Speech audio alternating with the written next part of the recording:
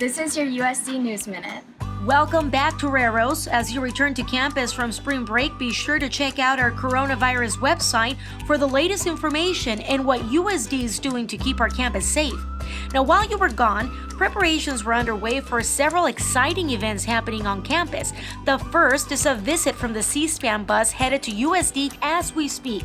The mobile studio will be on campus on Tuesday, March 10th in front of La Gran Terraza from 12:30 to 2:30. So stop on by and take a look. The very next day on March 11th, don't miss this year's 7x7, a business school and alumni relations event where 7 alumni have 7 minutes to share their inspirational stories.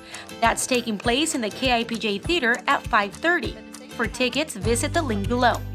And to commemorate the 100th anniversary of women's right to vote, the School of Law is hosting its 2020 Bergman Memorial Lecture with a panel that includes a California senator, a U.S. district judge, and many others.